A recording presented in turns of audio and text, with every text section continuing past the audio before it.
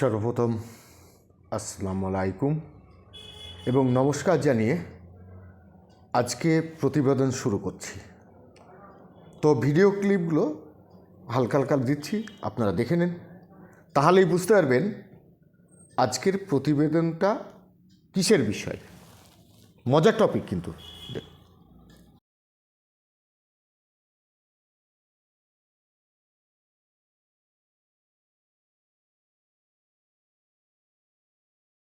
इस पूरे घटनाक्रम को ऐसे समय में देखा जा रहा है जब अमेरिका और वेनेजुएला के रिश्ते पहले से ही बेहद तनावपूर्ण रहे हैं। तेल नाकेबंदी, आर्थिक प्रतिबंध और मादुरो सरकार पर लगाए गए नार्को टेररिज्म के ক্লিপগুলো দেখেই তো বুঝতে পেরেছেন আমি কি বলতে চাইছি। যেটা হচ্ছে ভেনেজুয়েলার প্রেসিডেন্ট নিকোলাস মাদুর আটক হওয়ার খবরে বিষয়, মানে কিভাবে তিনি আটক হলেন নিকোলাস মাদুরা এবং তিনার স্ত্রী। কোথায় থেকে আটক হচ্ছেন? নিজের বাসভবন থেকে। ভাবুন, না কোনো যুদ্ধ, না কোনো কিছু। হ্যাঁ, আপনারা বলতে পারেন কিছু তো ফেটেছে। আরে ওটা হচ্ছে বিজয়ের ফাটা। বিজয় করলো, সেই জন্য কিছু পটকা ফাটিয়ে দিল। দেখেছেন কোনো যুদ্ধ হয়নি বা না করেই ওনাকে, নিকোলাসকে কি করলো, তার গৃহ থেকে আমেরিকার প্রেসিডেন্ট, বুঝতে পারছেন উনি তো কি বুঝতে পারছেন কতখানি ক্ষমতাশালী। তাহলে কি করে ঘটতে পারে এটা? আপনাদের কি মনে হয়? আপনাদের যেটা মনে হচ্ছে, আমারও সেটা মনে হচ্ছে যে এটা হচ্ছে নিজের বাড়িতেই শত্রু থাকলে যেমন হয় তেমনই এই নিকোলাস মাদুরায়ের ওনার ঠিক ওই রকমই ঘটেছে।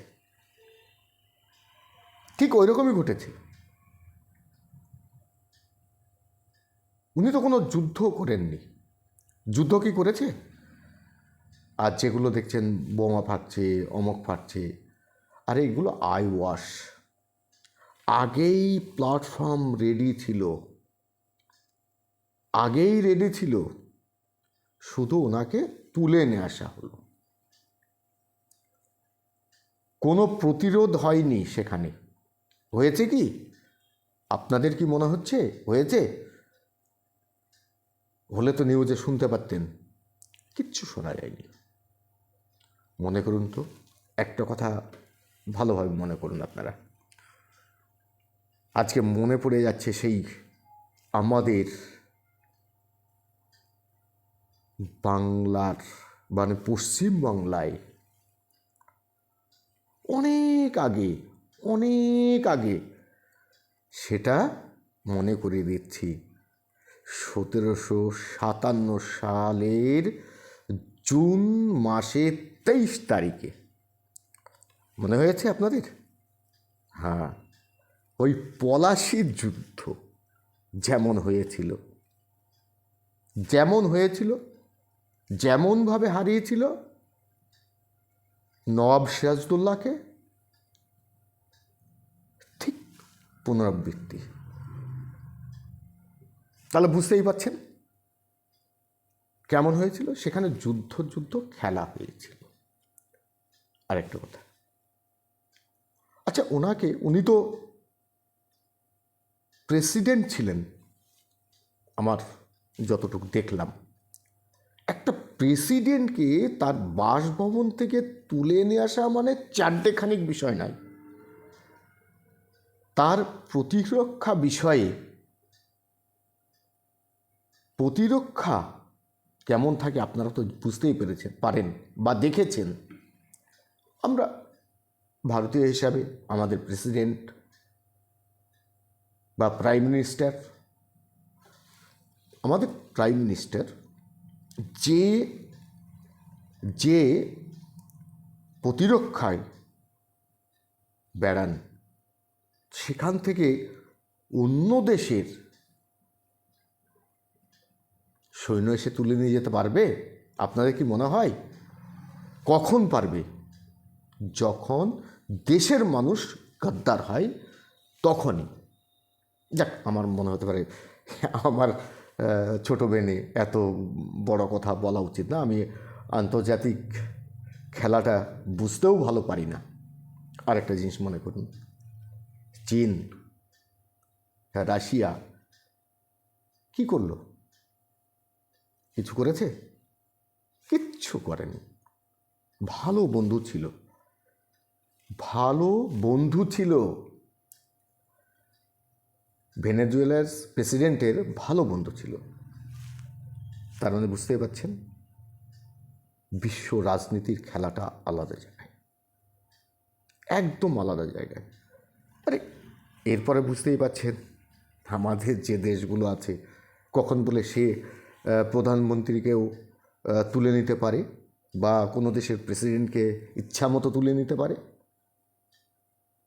আরেকটা কথা মনে পড়ে যায়, বলি, সাদ্দাম হোসেনের কথা মনে আছে? তেনাকে মৃত্যুদণ্ড দেওয়া হয়েছিল কত সালে?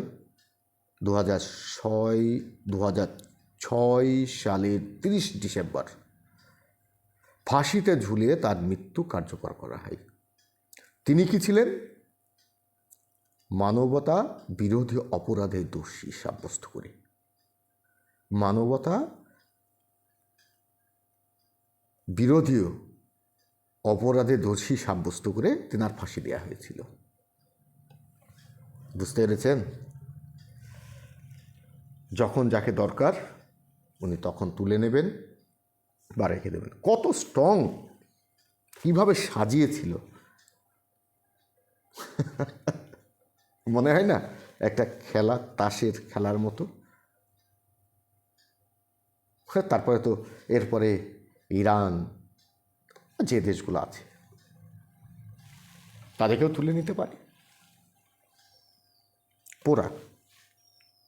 পুরা বিশ্বের যে ছোট ছোট দেশগুলো আছে তাদেরকে এইভাবেই যদি মনে করে আমেরিকা, যখন তখন তুলে নিতে পারে। পলাশির যুদ্ধ তো মনে আসবেই, সেম ঘটনার মতো। নিজের বাড়িতে যদি দুশ্মন তৈরি হয়ে যায়, তাহলে সেই দেশের প্রেসিডেন্টের এইরকমই হতে পারে। তারা তো নিজের, এবার কি করবে আমেরিকা? নিজের তৈরি একটা পুতুল ওখানে বসিয়ে দেবে, পুতুল সরকার বসিয়ে দেবে। মনে হয় না? আর চীন তো একটা ব্যবসায়িক জাত। তারা আজকে ওর বন্ধু, কালকে আরেকজনের বন্ধু হবে। রাশিয়ার ব্যাপারটাও বুঝে নেন, তাদের সঙ্গে একটা আন্ডারস্ট্যান্ডিং হয়ে গেছে, রাতারাতি আন্ডারস্ট্যান্ডিং হয়ে গেছে। না সম্ভব একটা দেশের প্রেসিডেন্টকে এইভাবে তুলে নেবে? বুঝতেই পারছেন। যাই হোক, আমার প্রতিবেদনটা যদি ভালো লেগে থাকে শেয়ার করবেন, কমেন্ট করবেন, ভুল ত্রুটি হলে ক্ষমা করে দেবেন। তারপরে দু একটা কথা বলতেই মন যাচ্ছে, মন চাইছে আমার।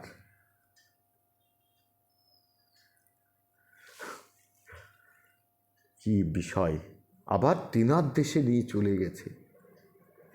একটা প্রেসিডেন্টকে, নির্বাচিত প্রেসিডেন্টকে তুলে নিয়ে যাওয়া মানে তো চারটেখানিক বিষয় নয়। কেন সে দেশে তার হতো না? যদি অপরাধ করেই থাকে সে দেশেই তো তাকে সাজা দেওয়া যেত। আর একটা বিষয় বলি, ইসরায়েল ফিলিস্তিনিদের উপর যে বর্বর অত্যাচার করছে, সেটা কি মানবাধিকার লঙ্ঘন করে না?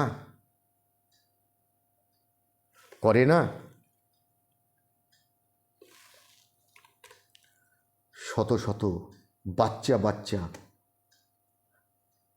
ছেলেপিলেকে মেরে ফেলছে, তাহলে সেখানে কি হবে? আমার ডোনাল্ড ট্রাম্পের কাছে এটা কিন্তু আমার জানার ইচ্ছা। ওখানকার নেতানিয়াহুর তাহলে কি শাস্তি হওয়া উচিত?